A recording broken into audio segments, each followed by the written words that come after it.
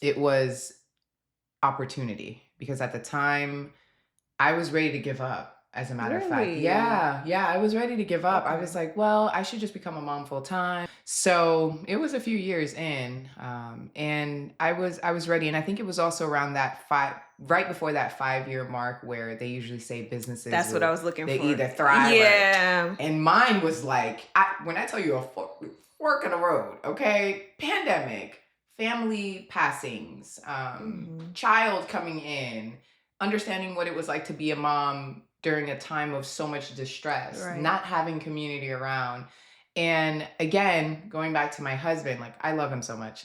Going back to him, he was like, I'm going to call it a blessing that I received an inquiry Mm. on my website. And it was, I believe it was the American School of something, and they were asking me to do, their conference photography because Okay. I was like, yeah, I'm good. Right. I'm ready to let this whole thing go. And the person, I reached out to that person and they told me, they're like, yeah, I just found you online, and Oh. your work just spoke for itself, and so I vouched for you. And I was like, you don't even know me. The work speaks So for itself. the work speaks for itself. And that is how I found my niche. And even then, after I Okay. did that first conference, it was all very new to me. I was totally winging it. I Hmm. was winging it with a lot of my experience, of course. And I was like, oh, I like this. Here with Ruth Annan of Annan Productions. She is the lead photographer and CEO of Annan Productions. So to begin, like the Genesis, Annan Productions has been like an iteration of so many other versions. Mhm. I started with R. George Photography. I Okay. went to Arts High School in Newark, New Jersey, Mhm. and I studied television production. After that, I went to Montclair State and I did broadcasting there, graduated. And while I was doing different jobs, in production, I always had photography on the side. And because my maiden last name, I just had R. George Photography. Mhm. And I stopped that after a while because I got deep into broadcasting. Mhm. But as the years went on, I just felt the need to come back to it. And I decided, this was after I had gotten married. I am still very much in production, and Yeah. I think life is an entire production in itself. The- So, and I had evolved. I was now in Annan, Mhm. and I love my family, the family that I married into. They took Okay. me in so beautifully and still do to this day, that it was kind of like an homage, like Mhm. a thank you, and just to carry on the legacy. Being a woman in this space of media, Can we add being a Black woman? and also a Black woman of immigrant background, of Angolan background, Thank you. Yes. how do those layers, or how have they affected you from your broadcast journey to now owning your own media company?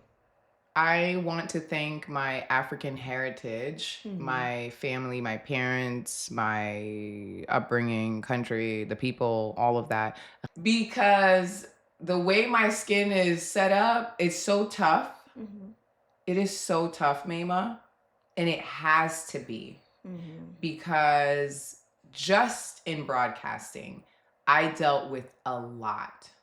It is a male dominated Mhm. field, and predominantly white men.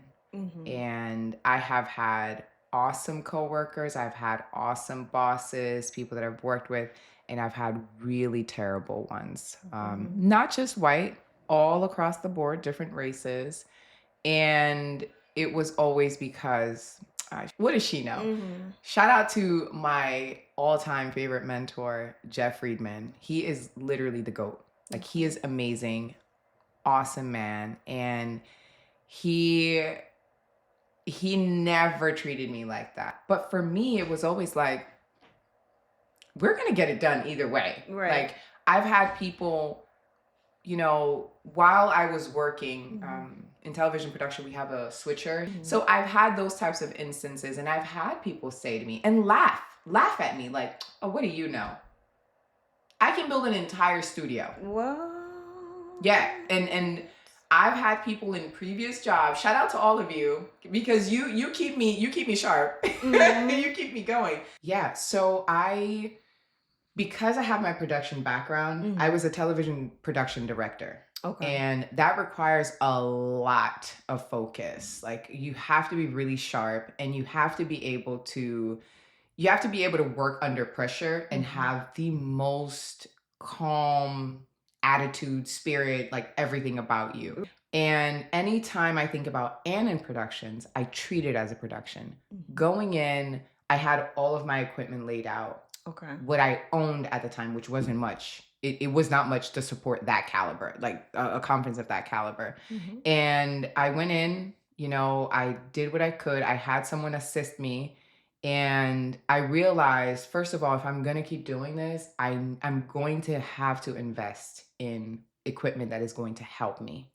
So going back to your question, I realized I needed equipment that was going to support this new world that I was coming into. I was going to need a better infrastructure when it came to my website. Right. Because at the time, things were all over the place. Swapped all that out. I was like, oh, no. This is where the money resides. Right. This is my portfolio. 100. And I started revamping things, right? I always take note because in production, that's what we did. But once I realized that this is the closest to actual production that I'll be back in, I said, yeah, this is it. This is it. Oh, this is the one. Sign me up. That was it. But just to wrap this up, I will say that I never found the need to go after a niche. It's just, I believe that if you're constantly moving and just doing the things, eventually you're going to come across, like things are going to come across you. Yeah. Like the boom, boom, they will boom, find boom. you. Yes. Opportunity meeting the right time. And it's okay for anybody out there because I know that a lot of photographers struggle with this. Well, what's my niche? What do I have to get into? Do all the things. Expose yourself to as much as possible. All of the things. If you already come in with something that you're strong at and you have an audience for, sure.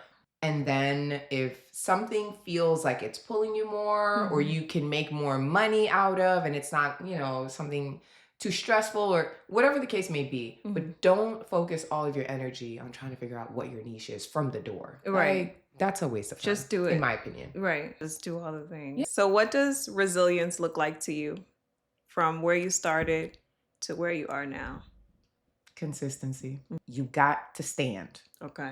And standing doesn't mean, oh, what if I fall? You're going to fall. But get back up. Oh, the getting back up can be so hard sometimes. But I think the getting back up is like the muscle memory that you're building, right? Because the first time you get back up, that chunk is going to be slow. Right. It's going to be painful. You're like, oh, I feel it everywhere. But the next time you're like, ooh, maybe if I fall like this, oh, I'm going to get up like that. And over time, I think it won't even be a fall. It might be a trip. Oh, right. Ooh, that almost took me out. So we're not going to hit the ground all the way this time. No, not the whole body. But you have to. Like for me, and what's worked for me is understanding, yeah, I am going to fall, but you best believe I'm getting back up. So resilience for me is that. You got to stand. And that's very much on Bible. What advice would you give to a woman who's trying to open her own media company? A woman that's trying to open up her own media company. Understand your why. Understand why you're doing it, because the reason why you're doing it is the reason that is going to keep you there, that is going to keep you evolving, like help you evolve. That's the first thing. I think sometimes we want to do things because other people are doing it, or because we are tired of something, or because somebody told us that that's what we should be doing. But analyze why you want to do this. And I think after that is understanding, do I have enough education on this? That's very important. And I'm thinking to myself, when I started, I had enough. I had enough base. I had enough grounding that I knew I could do it. I knew why I was doing it, and I knew that I could do it. Right. So understanding that, And then community. Community is Mm-hmm. going to help you in some way, shape, or form. Somebody's going to share your post. Right. Somebody's going to comment and be like, my cousin does A, B, and C. Oh, I know a lady that does A, B, and C. Mm-hmm. And then the last thing is have tough skin. You I'm ain't still got working on it. that last part. Yeah, well, I don't know what to tell you. I think having tough skin for me started with faking it till I made it. It's like, do your best to band together, Mm-hmm. you know, because I know it's the tearing down or the, oh, why does Yeah, the crabs in a she, bucket boom, the mentality. grass is greener on the other side. Yes, but you don't even know the half of how she got You to don't. You don't. what she had to go through to get to where Stop. she got to. You do not, Yeah. because right now is tax season. I can tell you right now, the stress is real. Yes. I just want to talk a little We bit just about finished that. ours yesterday, girl. And as women, we have it. We have it in us. Yeah.